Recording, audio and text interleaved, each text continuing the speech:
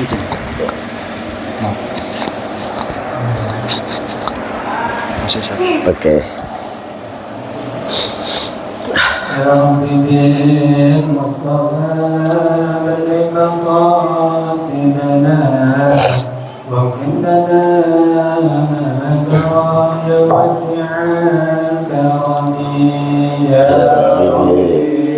Mustafa beliau maqasidana waghfir lana ya wasi'al karami Muhammadun sayyidul kaunani والثقلين والفريقين من عرب ومن عجم يا ربي بالمصطفى بلغ مقاصدنا واغفر لنا يا واسع الكرم نبينا أمر النهي فلا تعملون أبر في قولنا منه ولا دعمي يا رب بالمصطفى بلغ مقاصدنا واغفر لنا ما ندعو يا واسع الكرم هو الحبيب الذي ترجى شفاعته لكل هون من الأهوال ضامنني يا رب بالمصطفى بلغ مقاصدنا واغفر لنا ما مضى يا واسع الكرم اللهم صل وسلم وبارك عليه وعلى آله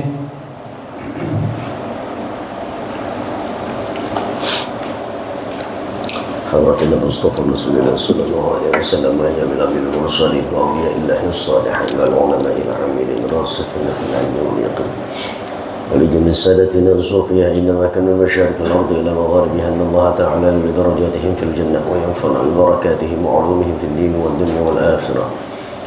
ثم الفاتحة إلى آبائنا وأمهاتنا وجدادنا وجداتنا وعمامنا وعماتنا وإخواننا وأخواتنا وخالاتنا ولمن حق علينا ولمن جاهد في سبيلك في سبيل رسولك ولمن أنفق ما له علمه وله علينا وفي هذا المصلى والمجلس للخصوص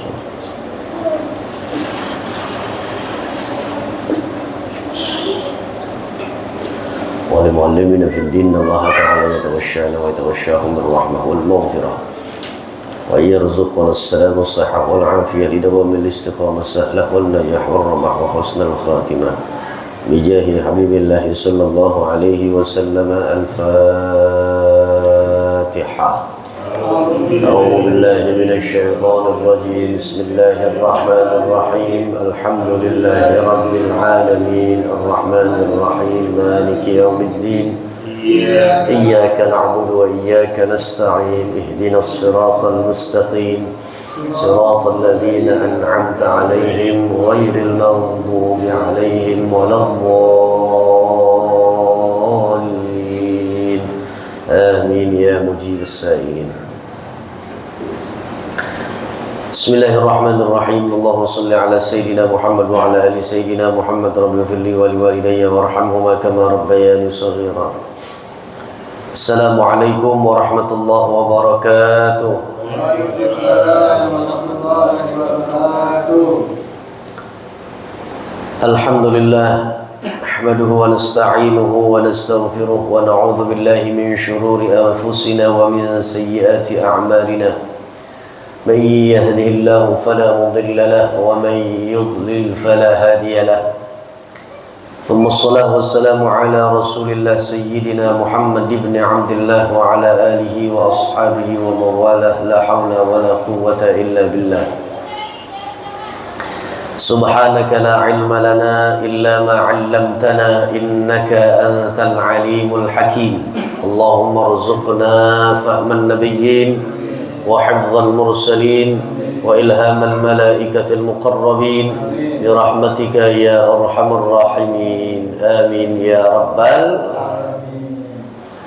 أما بعد معاشر المسlimin, para jamaah sekalian yang dimuliakan oleh Allah Subhanahu wa taala, alhamdulillah tsumma alhamdulillah. Puji dan syukur kehadirat Allah Subhanahu wa taala pada kesempatan malam hari ini kembali Allah berikan kepada kita berbagai macam kenikmatan.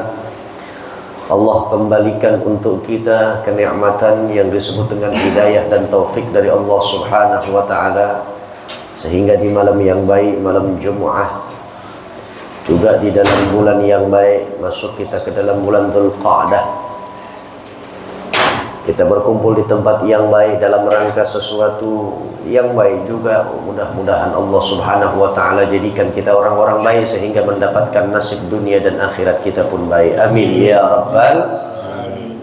Para jemaah sekalian yang dimuliakan oleh Allah Subhanahu wa taala, mengawali kajian kita pada malam hari ini, mari sama-sama kita menancapkan niat yang kuat, azam yang bulat untuk kita beriktikaf di dalam rumah Allah sambil kita membedah, mencari dan menggali informasi dari sabda dan keterangan ajaran didikan dari Rasulullah sallallahu alaihi wasallam.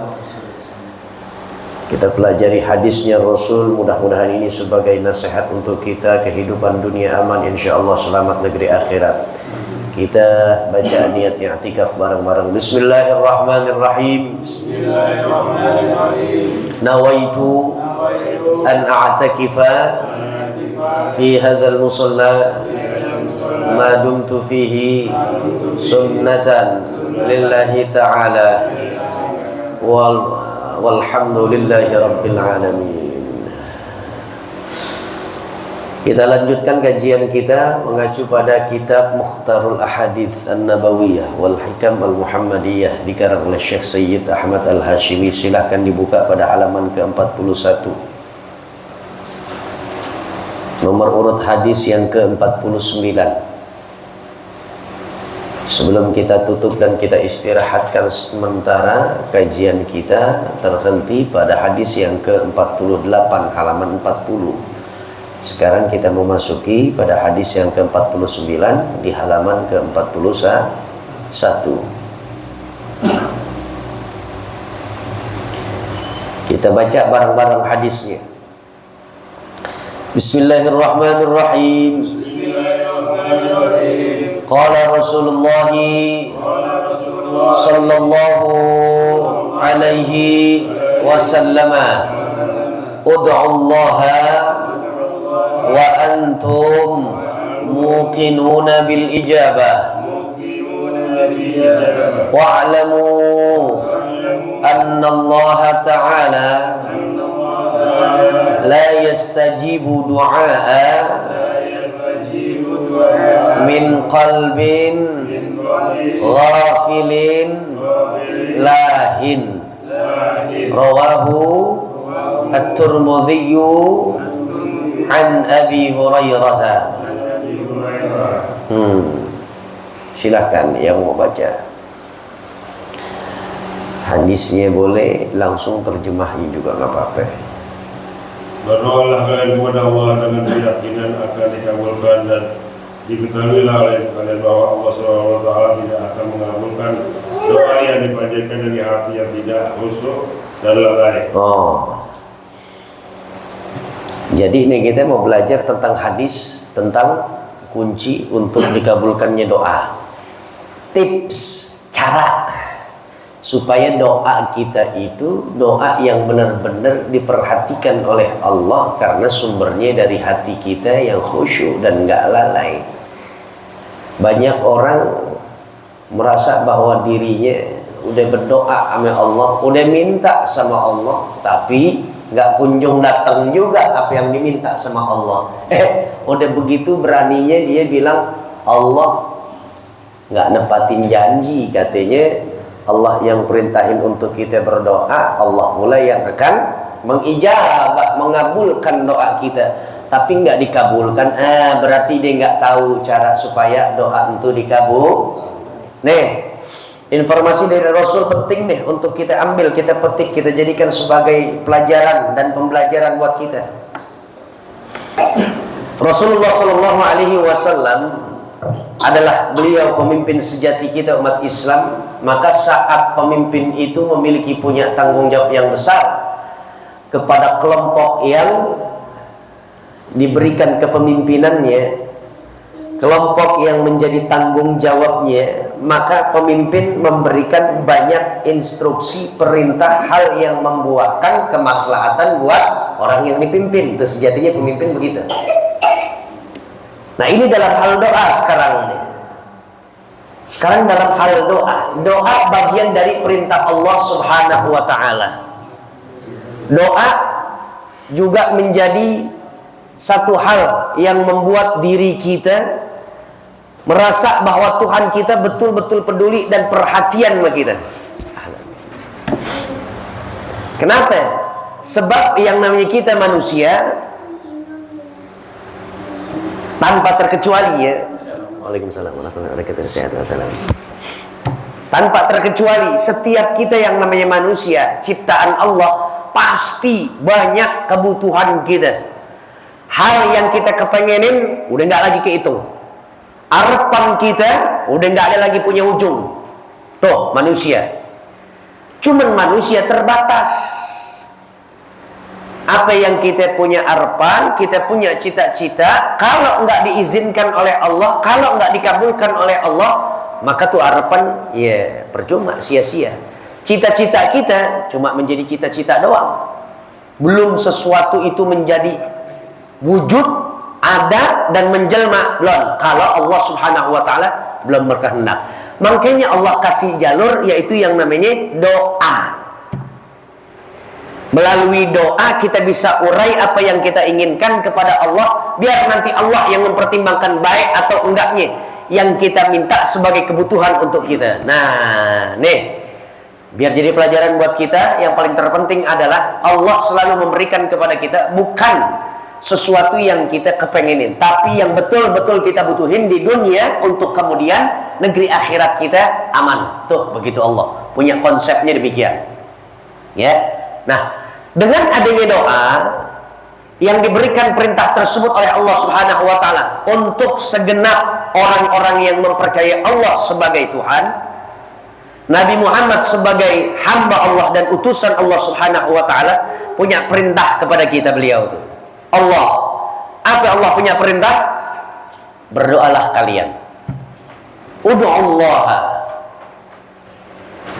Kalau dalam bahasa Al-Quran, langsung Allah ganti domir Allahnya dengan ni. Ud'uni astajib lakum. Berdoalah kalian kepadaku, astajib lakum. Maka niscaya, satu kepastian. Kalau Allah sudah berjanji, kira-kira gimana? Bimbang nggak kita? Ragu nggak kira-kira kita? Nggak boleh bimbang, sedikit pun nggak boleh ragu. Kalau Allah udah berjanji, berarti yuqsadu biha al-yaqin. Satu kepastian tuh yang dimaksud oleh Allah. Kalau Allah sudah berjanji, ya.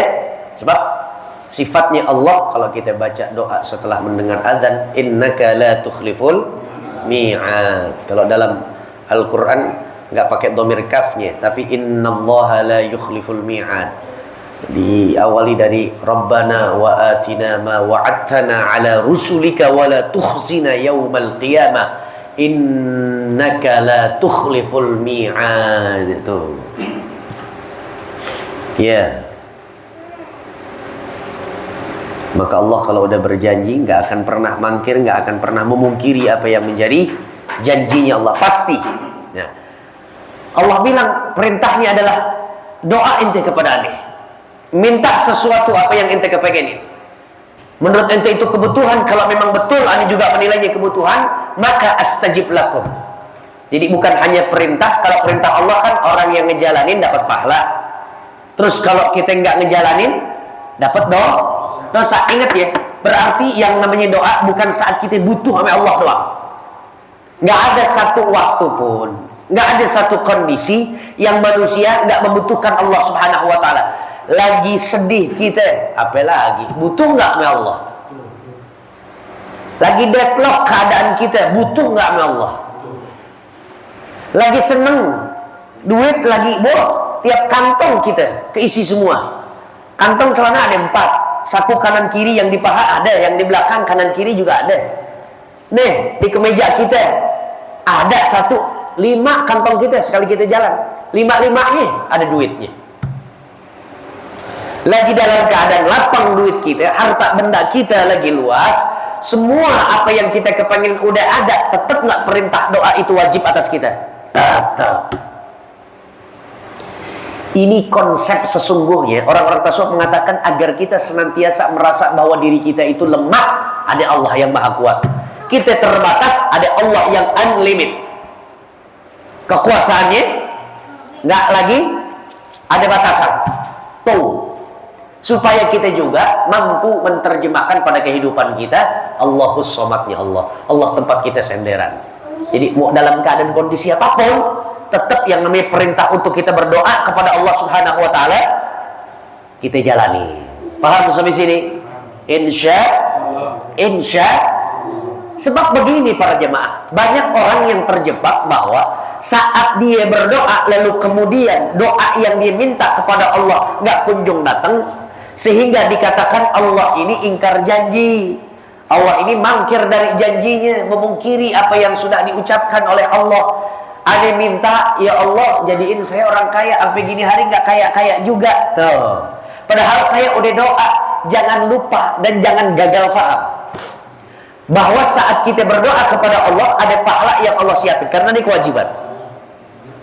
Sehingga orang-orang yang cerdas, orang yang bijak, saat dia berdoa kepada Allah Subhanahu wa taala, dia nggak sampai yang namanya mikir kira-kira isi dan konten substansi sesuatu yang gue minta kepada Allah kira-kira diberikan ijabahnya nggak ya sama Allah.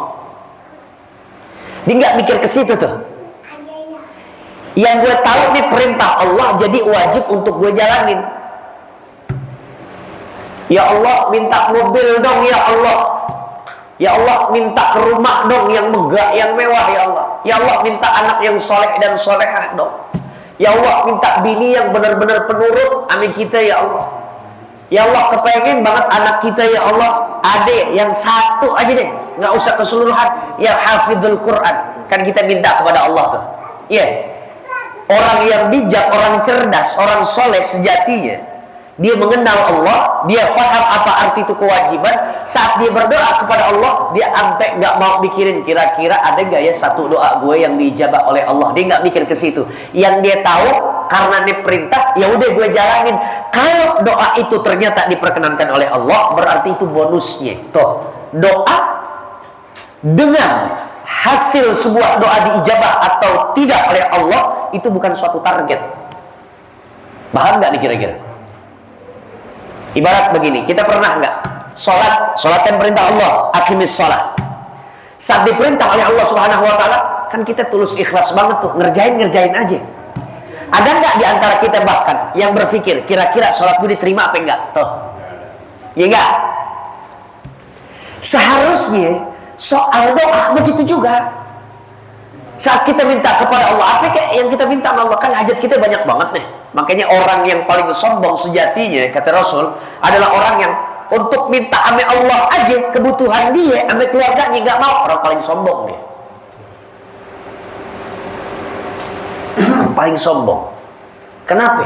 Dia rasa dengan diri dan kehidupannya dia bisa penuhi dengan menjentikkan jarinya dia, sekalipun raja dia, sekalipun orang hebat, berduit, konglomerat, paling terkenal di dunia, sumpah, tetap dia butuh dengan Tuhannya, butuh untuk melanggengkan kursi kerajaan dan singgasananya, supaya nggak ada orang yang mencoleng dia punya harta bendanya, minta penjagaannya sama Allah.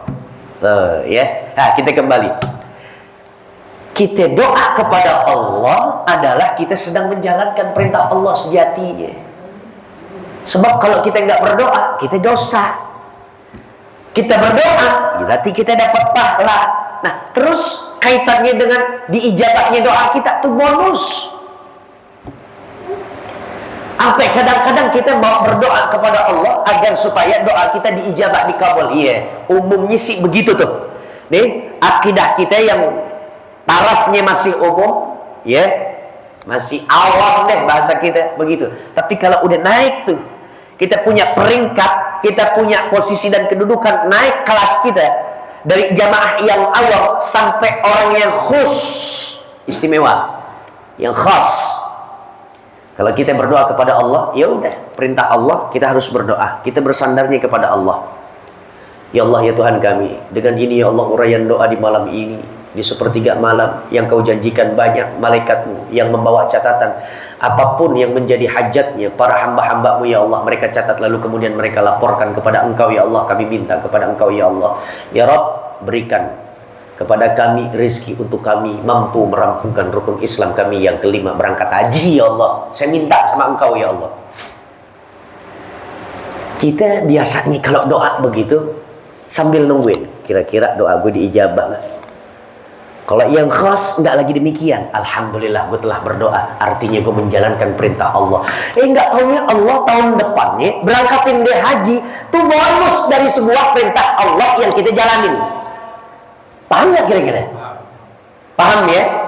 Jadi jangan sampai juga kita nungguin sambil kayak nguji Tuhan kita. Ayo, gue udah doa nih, lu mau nggak ijabah doa gue nih? Apalagi pakai bahasa, kira-kira lo mampu nggak berangkatin gue haji nih ya Allah? Tibang berangkatin haji. Jutaan orang setiap tahun Allah berangkatin haji. Kok bahasanya jutaan orang setiap tahun diberangkatin haji ya Allah? Yang manggil siapa? Pemilik panggilan itu siapa? Dan yang mampu menggerakkan lisan mereka bertalbiyah, labbaik Allahumma labbaik, labbaik la syarika laka labbaik, innal hamda wan ni'mata laka wal mulk la syarikalah. Siapa kalau bukan Allah Subhanahu wa taala? Sampai uang jajannya di Mekah, uang belanjanya, beli gamisnya, beli parfumnya, beli oleh-oleh hajinya di Madinah, siapa yang kasih? Allah semuanya. Sampai ada orang begitu uji. Ini udah tahun kedua nih, gue minta sama Allah. Tahun ketiga gue kapok nih minta sama Allah. Ada yang kayak begitu. La haula wala quwata. Konsep doa kita belum masuk nih. Kita baru baca doang kan nih doanya. Apa hadisnya, tapi saya muqaddimahin dulu apa itu sejatinya doa ya. Doa itu adalah sebuah ekspresi dalam bentuk taatnya seorang manusia hamba Allah dalam menjalankan perintah Allah yang bernama kewajiban berdoa.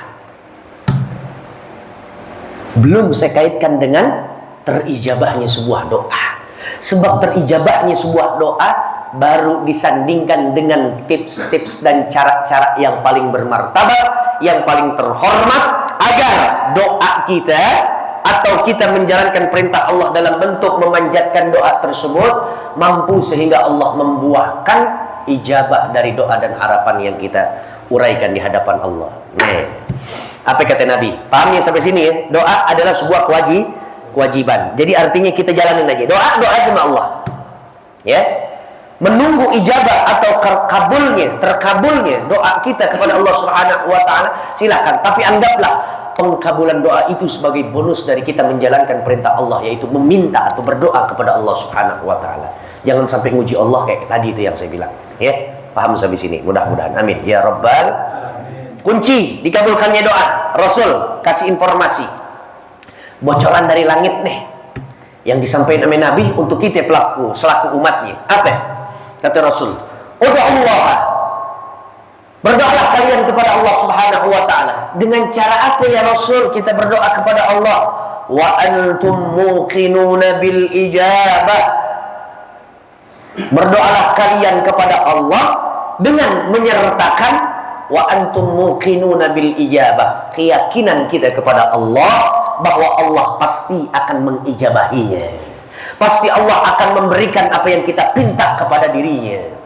Pasti Allah akan menghadirkan sesuatu yang memang kita harapkan kepada diri Allah. Jadi kita berdoa nggak boleh kecampur terkontaminasi dengan ragu dan bimbang. Insya Allah. Banyak sudah kawan-kawan hamba yang berhasil ya Allah. Tabungan rekeningnya sudah mencapai miliaran bahkan puluhan miliar ya Allah. Sementara hamba ya Allah setiap bulannya bentok di belakang angka 1 nolnya 6 digit aja 1 juta udah girang ya Allah. Kepengen kayak saudara-saudara hamba, teman-teman hamba yang seleting dengan hamba ya Allah, rekeningnya sampai miliaran ya Allah. Tapi gue juga pengangguran, apa bisa gue jadi miliarder ya? Demi Allah nggak bakalan dia jadi miliarder. Bimbang soalnya. Apalagi dia sadar diri bahwa dia nggak ada kerjaan dan juga nggak ada upaya, nggak ngobjek bahasa kita. 6:30 dan 4 kali nyeduh kopi. Orang berangkat kerja dihitungin atu-atu. Orang pada berangkat kerja yang dorong gerobak lagi usaha disuruh mampir ayo ngopi. Temen lo mau kerja, nah lo belum kerja. Tapi doanya minta kaya. Sadar dirinya bagus. Bimbang dalam doanya yang nggak pantas. Paham gak nih kira-kira? Kalau kita udah berdoa begitu, kan kita kita berdoa kepada Tuhan yang sifatnya maha ada. Emang Allah yang maha kaya, emang Allah yang maha punya. Dari ujung ke ujung emang Allah yang punya. Ya Allah, minta ya Allah uang miliaran ya Allah. Pertama untuk ngebebasin utang saya ya Allah, untuk ngelunasin utang saya ya Allah. Yang kedua untuk berangkat haji ya Allah. Yang ketiga untuk nyekolahin anak saya di tahfizul Quran ya Allah. Asal doa kita cakep-cakep, ayo rayu Allah dengan doa kita yang cakep-cakep. Tapi jangan berpolitik dengan Allah. Minta ya Allah 1 miliar, nanti saya pengen bangun rumah yang nantinya rumah tersebut saya akan panggil saban minggu anak-anak yatim, saya pengen santunin anak yatim ya Allah. Bener dikasih sama Allah rumah yang harganya cakep begitu, materialnya bagus-bagus, tapi akhirnya nggak manggil santunan anak yatim, begitu lenyap seketika ke rumah yatim. Jadi begitu ya, ngerayu Allah gimana caranya? Minta sama Allah dengan niatan yang baik-baik. Minta kekayaan dari Allah, minta sumber-sumber keduniaan dari Allah. Untuk apa? Untuk kita kembalikannya kepada Allah Subhanahu wa Ta'ala. Moncer, jalannya mulus, kayak pelumas, ada pelicinnya. Ya Allah, saya minta ya Allah 1 miliar ya Allah. Pakai ragu dia. Apa iya Allah ngasih gue 1 miliar ya? Nggak bakalan tuh dia punya uang 1 miliar. Nggak bakalan rekening itu bisa gendut seketika. Yang tadinya nolnya ada 6 sekarang jadi 9, 1 miliar nggak mungkin. Kenapa? Nih, wa antum muqinuna bil ijabah. Berdoalah kalian kepada Allah dengan berkeyakinan doa tersebut akan dikabulkan oleh Allah Subhanahu wa Ta'ala. Kalau ada hamba yang begitu, ya Allah minta dong ya Allah duit 1 miliar. Tapi kayaknya engkau nggak mungkin juga ngasih saya yang 1 miliar ya Allah. Paling kalau ngasih ya 100-200 ribu saban hari ya Allah. Coba bayangin kalau kita di pihaknya Allah, kita minta begitu. Bos, datang majikan. Bos, saya pengen ngawinin anak pertama nih bos nih. Boleh nggak saya minta bantuan sama bos? Tapi saya rasa juga bos nggak bakalan ngasih bantuan. Sono lo, pulang lo, belum apa-apa lo udah ragu aja sama gue. Bener nggak? Bener nggak? Nah, kalau kita datengin Allah modelnya kayak begitu, gitu, Allah nggak bakalan kasih. Pokoknya kita selaku makhluk kalau udah mau bersentuhan dengan Allah, sang pemilik jagat raya yang fana ini, jangan sampai ada yang namanya ragu keyakinan kita. Harus cepet persen keyakinan.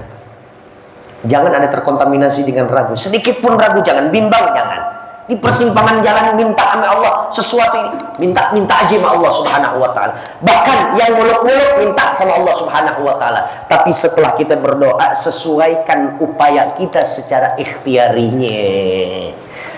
Jangan mintanya muluk-muluk, ikhtiar lo nol, kosong, mustahil, nihil, nggak bakalan dikasih sama Allah Subhanahu wa Ta'ala. Paham sampai sini? Nah, insya Allah. Kenapa kita harus punya keyakinan yang kita sertai saat kita berdoa bahwa Allah akan mengabulkan doa kita? Wa'lamu, kata Nabi, karena ketahuilah oleh kalian annallaha ta'ala, sungguh Allah Subhanahu wa Ta'ala la yastajibu du'a, tidak akan pernah memperkenankan, tidak akan pernah mengangkat sebuah doa dari anak manusia, hambanya Allah Subhanahu wa Ta'ala, min qalbin lahin ghafil, min qalbin ghafilin lahin. Allah tidak akan pernah memperkenankan dan mengizinkan, mengabulkan doa anak manusia yang doa tersebut sumbernya adalah dari hati yang gak khusyuk dan hati yang lalai. Perhatiin deh bahasanya Rasul. Allah tidak mengabulkan doa anak manusia yang sumbernya dari hati yang lalai dan tidak khusyuk. Ya, lihat. Padahal alat kita untuk berdoa biasa kita ngucapin dengan lisan kita apa dengan hati kita? Biasa kita dengan lisan. Ini artinya atau ini hadis melahirkan satu makna, mendatangkan pemahaman bahwa banyak di antara kita yang berdoa sampai sejauh ini adalah dengan menggunakan alat kerja lisan. Belum dari hati kita. Hati kita yang kadang jangankan khusyuk, dari hati kita yang gak khusyuk dan lalai aja gak diterima oleh Allah. Apalagi kita minta sama Allah dengan yang kerjanya lisan doang. Bukan dengan artinya apa? Lisan ikut mengucapkan, hati tugasnya meyakinkan. Nah ya coba evaluasi deh. Kalau kita lagi doa habis selesai sholat, doa kita pas lagi, ya kita datengin Allah karena baru diserang dengan satu musibah, satu perkara, satu polemik, satu persoalan, satu problematika. Bisa kita langsung begitu kan? Ya Allah ya Tuhan kami, berikan kepada kami ya Allah. Ini mulut nih dominan nih, lisan mulut. Kadang-kadang lisannya pintar untuk mengurai kata-kata. Hatinya nggak connect sama lisannya. Lisannya nggak mengajak hatinya. Yang sejatinya malah justru lisan ini bergerak karena dorongannya hati dong. Benar nggak? Ujung rambut sampai ujung kaki kita, ente semuanya datang pada tim di musola. Coba kita kira-kira kerja apa yang lebih dulu sebelum kaki melangkah, tangan merayun? Mana dulu yang lebih bekerja? Hati kita yang ngajakin buat kemari. Benar nggak? Sambil otak juga berpikir, habis belok kanan untuk menuju ke Anwar Syafaat ke kiri ini, habis ini tuh. Benar nggak? Hati pengendalinya, motor penggeraknya hati. Aneh, ya cuma yang diperintah sama hati, yang diinstruksikan sama hati. Makanya segala sesuatu itu adalah hati. Dan penyakit yang paling berbahaya justru adanya di bukan kutil, bukan bisul, bukan borok, salat kelar, udah. Tapi kalau hati, datang ke apotek, datang ke dokter dulu di awal, minta diperiksa. Dok, periksa dok, apa yang bapak rasain? Nggak ada, demam nggak ada, batuk pilek nggak ada. Terus bapak ngapain kemari? Hati, ya, tuh dokter give up gue, hands up gue. Saya datang, dia nggak mampu untuk meresepkan. Kalau diberani untuk meresepkan, ayo coba, apa yang diresepin? Minta tuker dengan obat di apotek. Ada nggak obatnya itu penyakit batin? Gimana kira-kira? Paham sampai sini? Hati, nanti ada bahasannya deh. Nah, tapi karena memang di hadis ini disebutkan kata hati, maka sedikit kita harus kenal dengan apa itu hati dan perannya seperti apa pada kehidupan kita hati. Dia lebih dominan. Allah Subhanahu wa taala kata Rasul, la yastajibu du'a min qalbin ghafilin lahin. Allah tidak akan pernah memberikan izin dan kenan doa itu terijabah oleh Allah, atau si pendoa tersebut diberikan oleh Allah Subhanahu wa taala hasil doanya kalau doanya hanya bekerja pada lisan saja dan hatinya tidak khusyuk, bahkan lalai. Nih, di lain itu, untuk menjadikan hati kita khusyuk saat kita sholat dan hati kita nggak lalai, berapa banyak orang dalam keadaannya berdoa, lisannya bersuara, menghasilkan bunyi memang. Bismillahirrahmanirrahim. Alhamdulillahirabbil alamin. Allahumma shalli ala sayyidina Muhammad wa ala ali sayyidina Muhammad. Allahumma ya Allah, inna nas'aluka salamatan fid din wa afiyatan fil jasad. Minta. Hatinya nggak khusyuk, bahkan hatinya lalai, boleh jadi lisan juga nggak ngerti lagi minta apa dia. Makanya upayakan setiap doa yang kita minta kepada Allah adalah sesuatu yang memang kita pahami. Adik saya punya guru bilang, kalau memang kita nggak mengerti dengan doa-doa yang dalam redaksi bahasa Arab, maka cukup kita minta kepada Allah dengan bahasa Indonesia, bahasa yang kita mampu aja. Tuh, ya Allah berkahi hidup saya ya Allah. Ya Allah sembuhin anak saya yang lagi sakit ya Allah. Ya Allah mak kita ya Allah berkahin hidupnya ya Allah. Jangan kasih kesedihan di ujung usianya ya Allah. Ya Allah jadikan kami berbakti kepada kedua orang tua kami ya Allah. Sehingga orang tua kami betul-betul merasa dimanjakan oleh kami selaku anak-anaknya ya Allah. Begitu aja udah minta. Kan artinya kita orang kalau pengen paham hati punya kerjaan, dia lebih awal memberikan pemahaman itu kepada hatinya daripada bunyi suaranya. Bunyi suara gampang. Beo. Kita datang nih ke rumah Pak RW yang punya beo. Assalamualaikum Pak RW. Jawab sama beo. Waalaikumsalam kata beo. Kalau kita balik tanya, beo kok waalaikumsalam, lo ngerti nggak waalaikumsalam? Dia nggak jawab apa-apa. Geleng juga enggak. Sebab yang namanya beo sering dia dengar untuk yang dia ucap. Kalau doa nggak boleh gitu. Pelagi sholat. Jangan sampai kita sholat kerja lisan tapi kita nggak tahu kita lagi ngucap apa buat Tuhan kita nih pas sujud. Jangan sampai kita lagi ibadah kepada Allah kita nggak mengerti. Nih pemahaman dan penjiwaannya dapatnya di mana ya pas gue lagi sedekat ya. Pas gue ruku kenapa yang gue baca subhana rabbiyal azimi wa bihamdi ya. Saat gue duduk di antara dua sujud, kenapa gue minta ampunan sama Allah ya? Rabbighfirli warhamni wajburni warfa'ni warzuqni wahdini wa'afini wa'fu anni. Coba deh benahin semua ibadah kita. Ya. Itu contohnya adalah tadi sholat. Ini sekarang doa begitu. Kalau kita nggak mampu untuk mengurainya dalam redaksi dan kalimat-kalimat berbahasa Arab, baiknya dengan bahasa Indonesia. Ini sih bukan bagian dan termnya mengatakan, wah, nih guru pengajar kayaknya agak sedikit kurang demen nih sama yang berbau Arab. Enak aja, nih gue belajar tinggi-tinggi sampai ke Arab. Kenapa harus pakai bahasa Indonesia? Untuk menjadikan hati kita memahami agar tidak nggak khusyuk, agar tidak lalai, biar khusyuk. Pakai, tapi kalau sudah baik pemahaman kita, tahu apa yang kita baca dari redaksi bahasa Arab, maknanya kita paham, silahkan pakai bahasa Arabnya. Paham ya? Insya.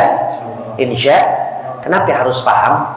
Dari hasil sebuah pemahaman yang kita tahu dalam kalimat doa tersebut, maka akan memberikan kepada kita kesibukan. Sibuk dalam apa? Dalam memahami arti doa kita. Kalau kita nggak paham doa kita, maka kita akan kerja lisan aja udah kayak orang ngapal gitu, kayak orang ngapal.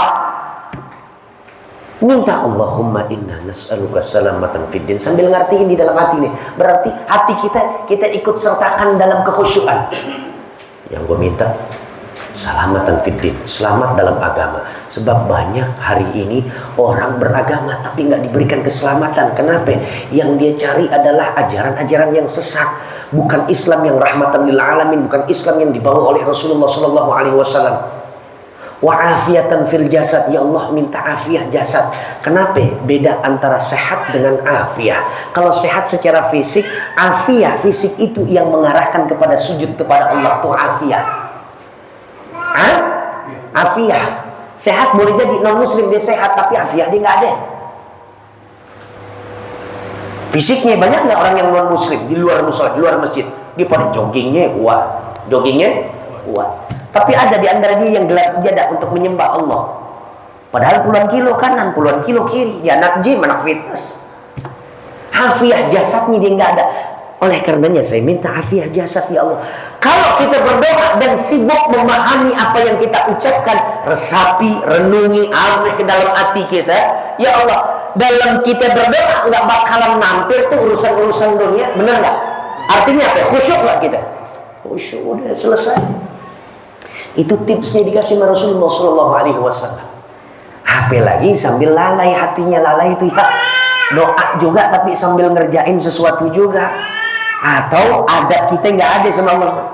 Nas'aluka salamatan fid din wa afiatan fil jasad wa ziyadatan fil ilmi wa barakatan fil rizqi wa tawbatan qabla al-maut wa rahmatan bil maut wa afiatan min al-maut. Allah minta yang kayak begini minta nih gue. Hah? Ente kerja Mas Ibnu ya, Bang Ibnu. Ente kerja. Kalau ngadep atasan gimana? Pakai bongkok-bongkok nggak? Bahkan sampai kita menatap mata ini aja, sungkan kita, ini bos kita nih atasan, CEO di kantor gue dia. Kamu bagian apa? Divisi apa kamu? Siapa? Si divisi ini Pak. Siapa timmu? Saya dengan Pak Anu gitu. Ngomong enak banget kita. Kayaknya penuh hormat banget. Manusia tuh, sama-sama makan nasi tuh. Di ciptaan kita ciptaan. Minta sama Allah begini. Sampai dalam, antum tahu saat kita sholat, kita mau nguap kan bukan yang sesuatu kita ada-adain, benar nggak? Dorongan itu natural aja, alami tuh, nguap. Sunnahnya apa kalau kita lagi pengen nguap? Sebisa mungkin saat kita nguap di dalam sholat, gimana caranya supaya kita nggak jadi nguap? Lagi sholat, berasa nih emang udah kurang istirahat kita, dari malam juga kita kena dapat jadwal si sambling nih subuhnya nih. Begitu mau nguap, biar jelek muka kita saat nahan nguap, biar nggak apa-apa, asalkan nggak jadi nguap kita. Kenapa? Dapat pahala sunnah, perintahnya begitu. Daripada harus lepas oke digituin lagi begitu, itu nggak ada adab dalam sholat. Segala sesuatu saat kita on frame di hadapan Allah, lagi berhadapan langsung dengan Allah Subhanahu wa taala, sebisa mungkin tata krama etika kita, adab kita dijaga oleh Allah Subhanahu wa taala.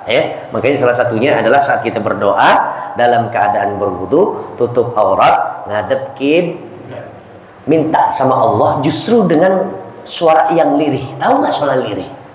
Justru nggak gede-gede. Suara minta gimana sih? Tadi itu ya, Bang Salam minta ngajuin ke kita, mau ngawinin anak yang pertama dia nih, minta bantuan kepada kita atasannya.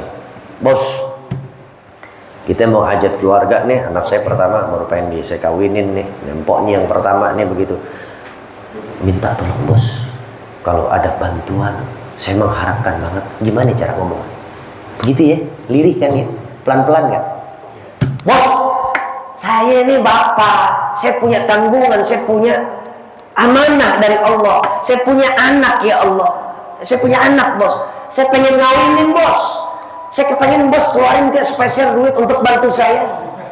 Begulet amin lo bener jadinya, bukan ngeluarin sumbangan gitu ya, bener nggak?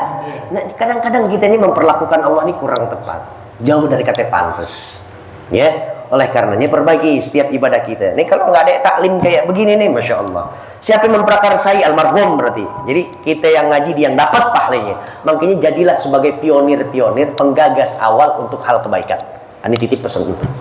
Ya, biar kata kita yang nggak ngelakuin ya. Tapi paling cakep kita sembari ngelakuin. Kan almarhum ya mau juga dia sebenarnya kalau dikasih pilihan masih mau bareng-bareng sama kita ngaji hidup gitu ya. Cuman abis dia bikin ini pengajian ini kan zaman dia ya, aneh didatengin ya. Pasti zamannya terus udah begitu. Siapa? Kiamat baru sekarang anak beliau almarhum Bang Belo, kan beliau yang bilang minta ada pengajian, panggil kita begitu. Kalau nggak ada nih pengajian, kadang-kadang ya kita masih dalam posisi dan kondisi keadaan kita yang beribadah kepada Allah tanpa adab dan etika. Dan bahkan belum mengenal gimana bisa beradab. Kenal adab aja enggak. Tahu adab aja juga belum. Ya, makanya kita yang ngaji, dia yang dapat pahala. Ya enggak? Jadilah pionir, penggagas, pemrakarsa dari objek dan proyek kebaikan. Agar saat kitanya udah nggak ada, kebaikan itu akhirnya jalan terus, tetap mengalir juga ke rekening akhirat si pionirnya. Ya. Si pemrakarsanya. Paham sampai sini? Ya, yang mau bertanya fadhal silakan.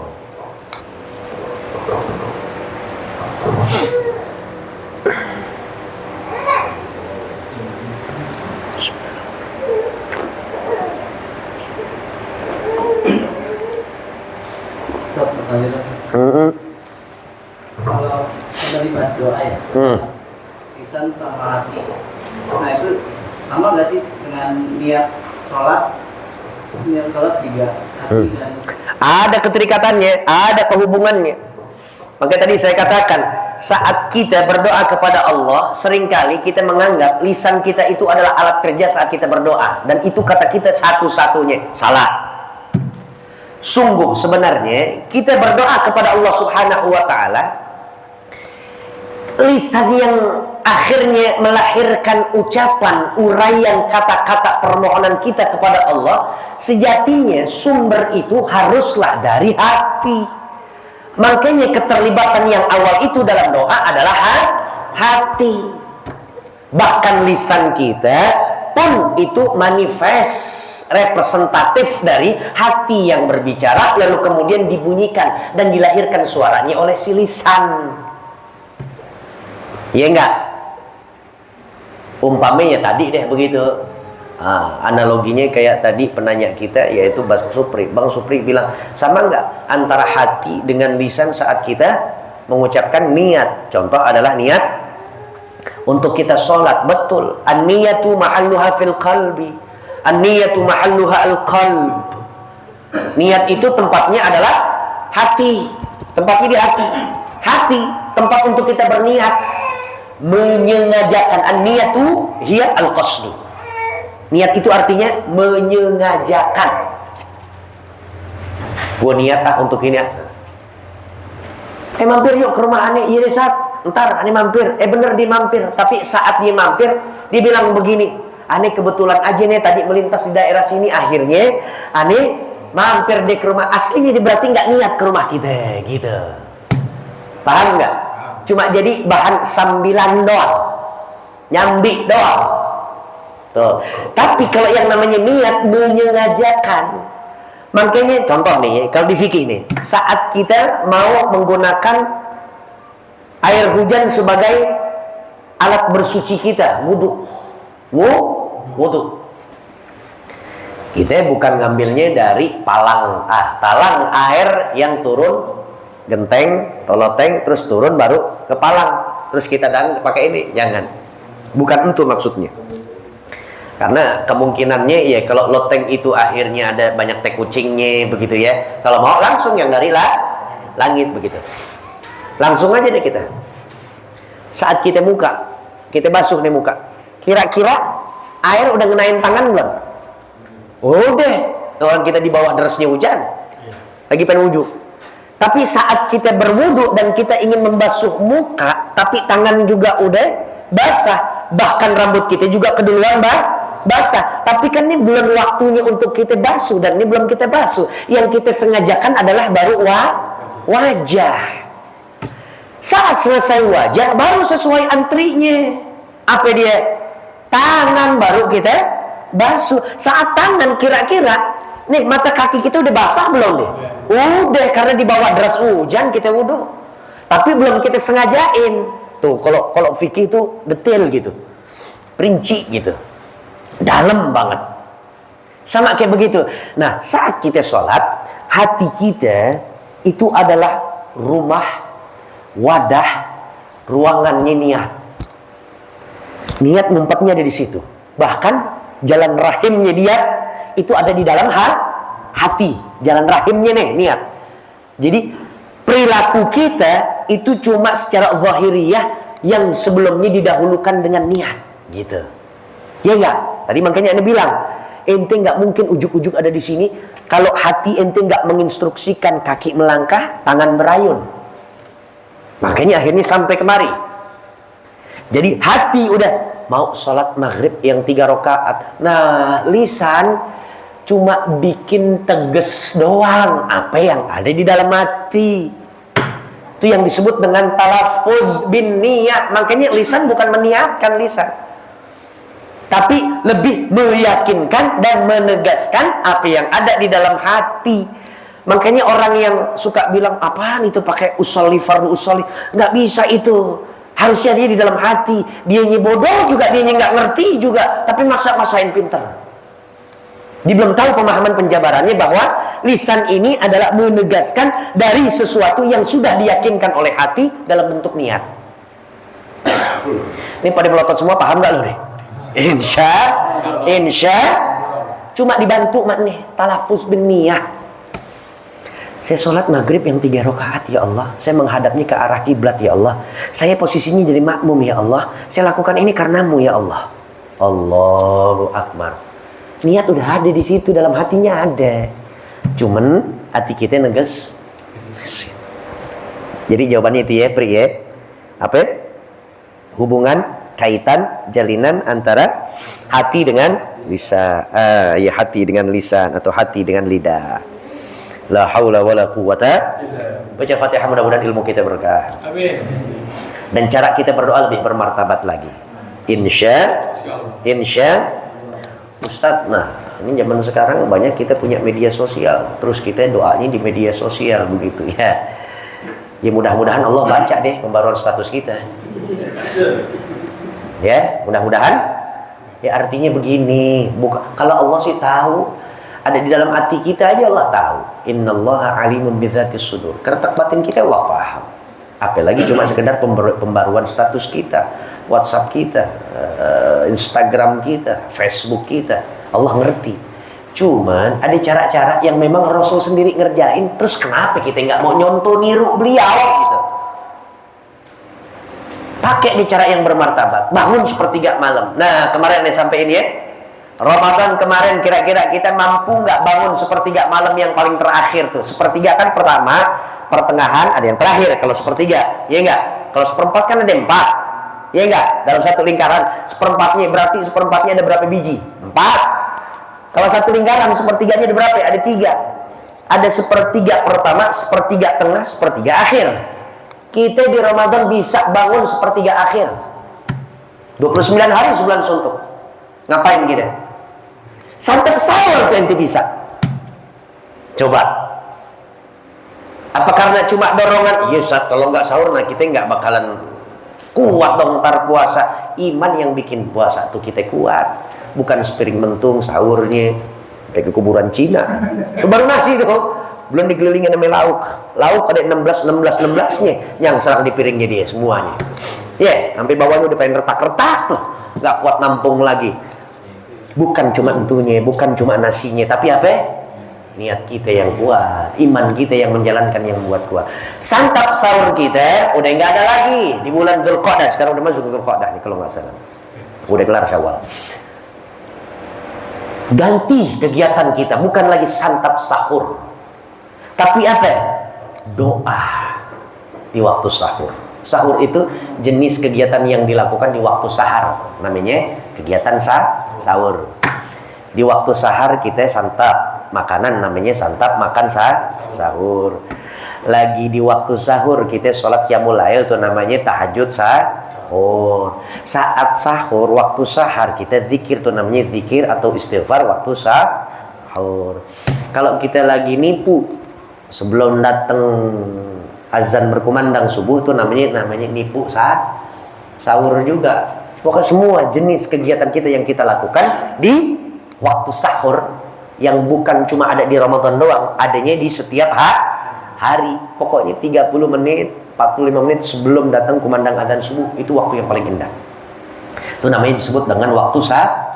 Makanya ada Rasulullah, waktu sahar bi'ti al-halali safa, jernih, benar-benar murni, suci banget tuh malam.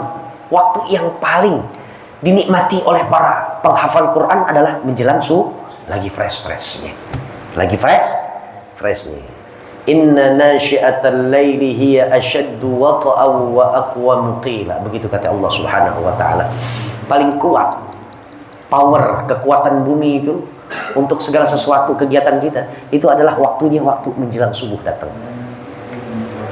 Waktu yang paling favorit bagi wali-wali Allah tuh. Ya, orang tidur semuanya. Orang tidur. Yang bangun sedikit. Paling yang lagi jaga ronda, security yang lagi jaga mes, yang lagi pada jaga pabrik. Ya. Yang datengin Allah sedikit juga. Nah, kita yang tampil begitu. Bayangin kayak loket baru banget dibuka, baru cuma 1-2 orang, kita yang ketiga. Enak nggak? Orang-orang datangnya jam 10, kita datangi persis jam 7 lewat 2 menit. Pas loket dibuka, kita udah baris di depan. Kira-kira potensinya kita pulang duluan nggak? Urusan kita cepat nggak kelar? Dan gampang saat itu juga. Yang ngelayanin yang di dalam loket lagi fresh-freshnya, belum uplek-upleknya. Nah kalau di atas jam 11 dia udah banyak merengutnya, udah banyak ngebentaknya. Ngelayanin juga udah nggak enak, bener nggak? Tuh dia, tuh malam indah. Makanya di malam waktu sahar atau menjelang subuh ya, gunakan sebagai alat kita untuk apa? Berdoa kepada Allah. Ngadu deh, pacaran deh sama Allah. Enak banget. Ya, insya Allah. Kita baca suratul Fatihah. Mudah-mudahan Allah Subhanahu wa taala memberkahi kehidupan kita dan menjadikan ilmu kita ilmu yang bermanfaat. Semangat Ramadan mudah-mudahan justru akan mampu kita realisasikan, kita pertahankan, kita rawat, kita jaga di 11 bulan setelah bulan suci Ramadan yang lewat kemarin. Dan kita berdoa kepada Allah, mudah-mudahan mati kita husnul khatimah ala alihi wa ala kulli niyatin shalihah. Hadratin Nabi Mustafa Rasulullah sallallahu alaihi wasallam. Al-Fatihah. Bismillahirrahmanirrahim. Alhamdulillahirabbil alamin arrahmanir rahim maliki yaumiddin. Iyyaka na'budu wa iyyaka nasta'in. Ihdinas siratal mustaqim. Siratal ladzina ghairil maghdubi 'alaihim waladdallin. Amin ya mujibas sa'ilin. Bismillahirrahmanirrahim. Alhamdulillahirabbil alamin. Allahumma shalli ala sayidina Muhammad wa ala ali sayidina Muhammad. Allahumma ya Allah ya Allah, inna nastaudi'uka ma 'allamtana wa ma hafidnahu wa ma qara'nahu fardudhu ilaina 'inda hajatina ilaih. Bareng-bareng kita baca Rabbighfirli wa liwalidayya warhamhuma kama rabbayani shaghira. Rabbighfirli wa liwalidayya warhamhuma kama rabbayani shaghira. Rabbighfirli wa liwalidayya warhamhuma kama rabbayani shaghira. Rabbana atina fid dunya hasanah wa fil akhirati hasanah wa qina 'adzaban nar. Raditu billahi rabban. Ya Allah biha ya Allah biha ya Allah bihusnil. Bismillahilladzi la yadurru ma'a ismihi syai'un fil ardi wa la fis samai wa huwas samiul alim. Afdalu ma qultuhu ana wan nabiyyuna min qabli la ilaha illallah la ilaha illallah la ilaha illallah Muhammadur Rasulullah sallallahu alaihi wasallam. Kalimatu haqqin 'alaiha nahya wa 'alaiha namutu wa 'alaiha nub'atsu biha insyaallah ta'ala minal aminin.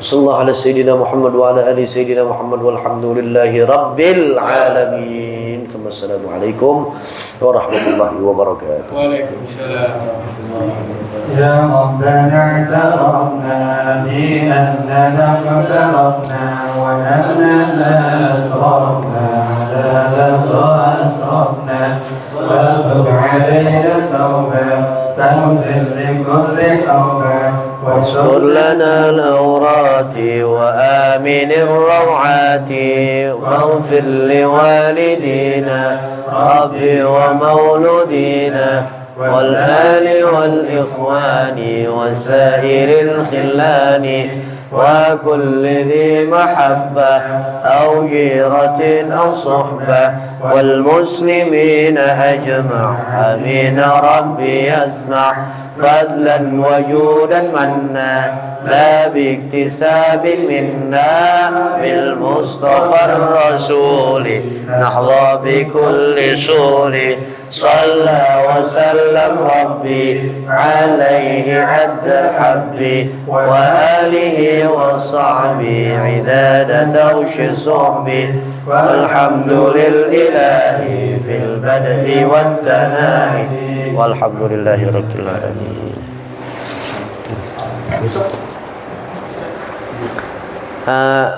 Ngebuka Buya dulu dah. Buya dulu yang ngebuka. Pak Ketua juga ada nelfon aneh. Pak Judin udah nyampein. Jangan lupa tuh ya Ustadz Somad udah